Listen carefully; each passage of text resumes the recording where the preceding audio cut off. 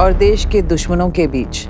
শত কোটি রুপি আয় করা সবচেয়ে বেশি সংখ্যক বলিউড সিনেমার অভিনেতা সালমান খান। সেই সালমান খানই জানালেন তিনি নাকি অভিনেতা হতে চাননি। সম্প্রতি প্রথমবারের মতো ভাতিজা আরহান খানের পডকাস্টে এমন তথ্য দিয়েছেন সালমান। তিনি জানান চেয়েছিলেন সিনেমার পরিচালক হতে, কিন্তু পরিচালক হিসেবে তাকে কেউ কাজ দেয়নি, তাই বাধ্য হয়ে অভিনেতার খাতায় নাম লিখিয়েছেন।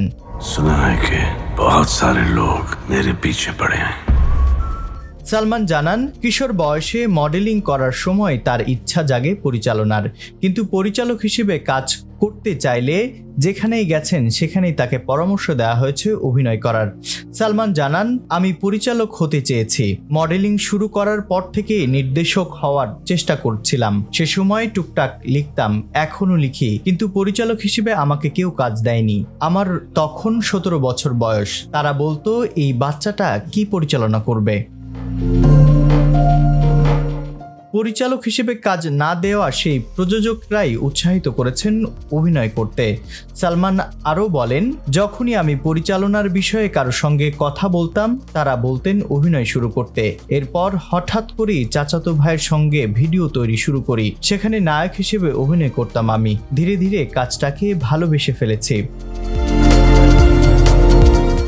বিবি হো তো আইসি সিনেমায় পার্শ্ব চরিত্রে বলিউডে অভিষেক হয় সালমানের। নায়ক হিসেবে সালমানের প্রথম সিনেমা ম্যায়নে প্যার কিয়া। ব্যবসায়িক সাফল্যের পাশাপাশি প্রেম চরিত্রটি ভীষণ জনপ্রিয় হয়ে ওঠে। এরপর অভিনেতা হিসেবে শুধু সামনের দিকেই এগিয়ে গেছেন সালমান।